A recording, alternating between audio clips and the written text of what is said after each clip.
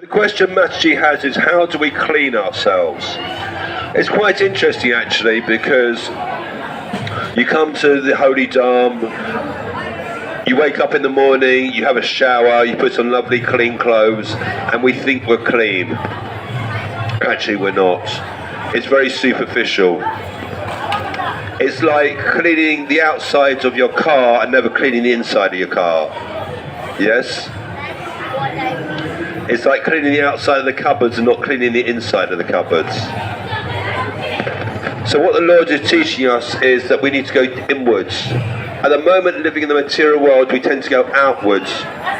We tend to want to buy things or go to places or have things because we think that's going to help us.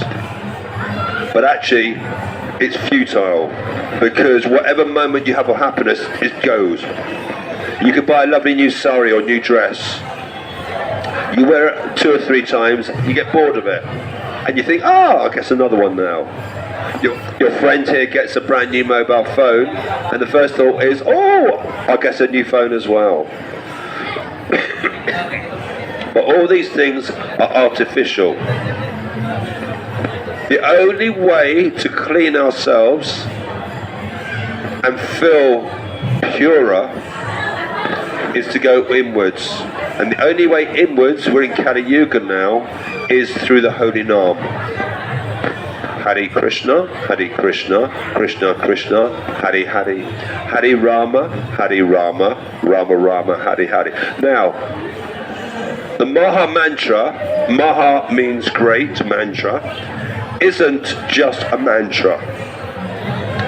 It's more than just a mantra. It's a purification process. Now, the best way I can describe it is this. If I emptied my body of all the fluids, it would be a very grimy colour if I put it in a cup. And I can't see through it, it's very thick and gungy. Now, if I pour a little bit of pure water into the cup, slowly but surely, it'll get a little bit clearer, a little bit clearer, a little bit clearer. The same thing happens when we bring purity into our mind, into our emotions, into our body, into our intellect, into our feelings, into our hearing, into our speech, into our sight. It starts to cleanse. So the moment you start chanting the holy name Hare Krishna, Krishna Krishna, Hare Hare, Hare Rama, Rama Rama, Hare Hare, a purification process starts. And it starts to clean you, and all of a sudden you start to think differently. You start to feel differently. You start to do things differently. And the same thing happens when you read the Bhagavad Gita. You see, when you go into the temple, you see Lord Krishna. It's beautiful. You see him in stone form, yes? This book isn't just a book about Lord Krishna and Arjuna. It's not a book just about a battle in Kurukshetra. This actually is the Lord himself in word form. It is no different to you going inside the temple and praying to the Lord in stone form. It's non-different. So every time you read a word, every time you hear a word, the frequency of reading it or chanting the Lord's name is what does the cleansing process. It's all about frequencies. I'll give you an idea. If you have a glass, okay, actually, do you know how they make glass? Where does glass come from? Do you know where? Where? Nature, sand. If you turn the temperature up of the sand, it melts into glass. It's a frequency. At the same time, if you have a glass and you turn the music up to a certain frequency, it will smash the glass. Another frequency. In the same way, you read the Bhagavad Gita as it is by Srimad Bhagavatam, or you chant the Lord's name, Hare Krishna, Krishna Krishna, Hare Hare, Hare Rama, Rama Rama, Hare Hare. The frequency starts to cleanse us. And it's beautiful. And do you know why it's so beautiful? Is it happens in the background. You see, a lot of people, like I have in the past, decide to do some self-development, meditations or yoga to try to help themselves. Yes? But the way the Lord works is this. Everything that we tend to do in life, like meditation, yoga, and there's lots of other techniques. You can do the psychotherapy, you can do lots of different things, astrology. They're all about helping you. But this is where we go wrong. We're still looking after ourselves and forgetting about the Lord. When you chant the Lord's name, we're serving the Lord. And when we serve the Lord, he starts to appreciate that by serving him, we're giving him some love. We're expressing love. So when we chant the Lord's name, we're chanting out of love. When we read the Lord's name, out of love. If I go do some service in the kitchens, it's out of love, or down in the gosha, or making garlands. It's all about love, showing love with the Lord.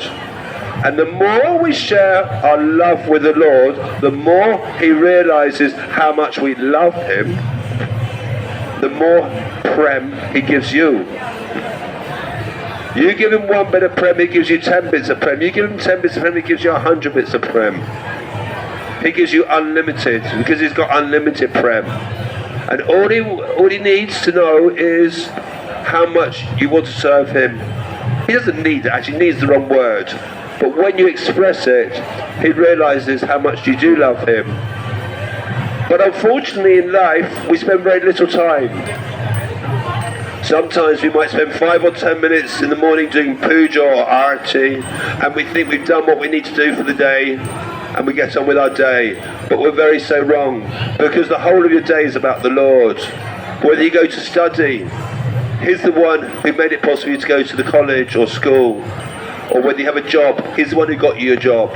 He's the one who provided your equipment that you use. Everything you eat, everything you drink, everything you hear, everything you see is the Lord. So if we start to realize and appreciate that the Lord has given you everything, your dresses, your jewelry, your makeup, what you're wearing now, all your possessions, everything is by the Lord's arrangement. So if we start to just share that bit of love, I mean, let's put it this way. Are you in a relationship? At some point you might get married in life, okay? If you love the Lord, how much do you love the Lord? Infinity? Okay.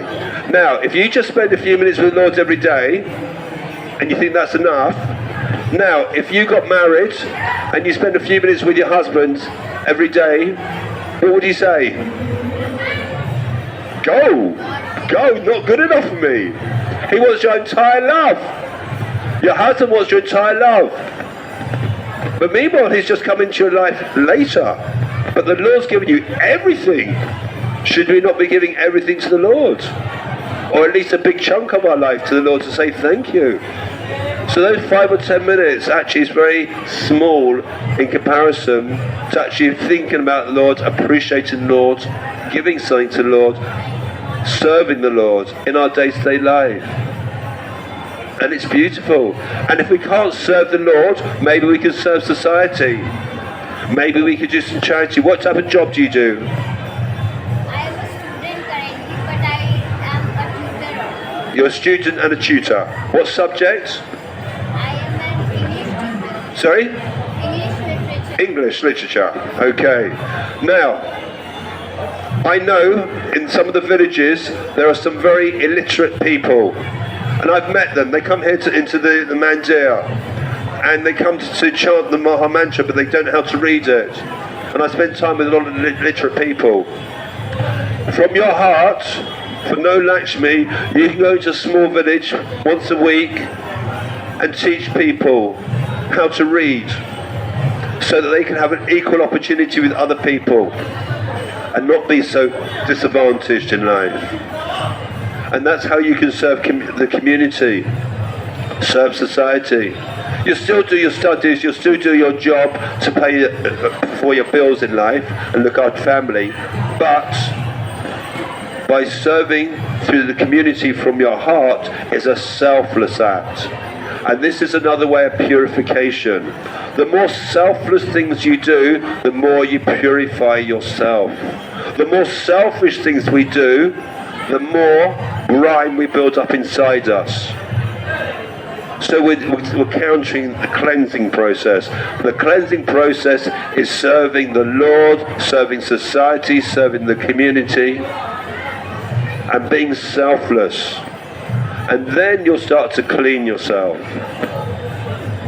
I'm going through the process myself at the moment.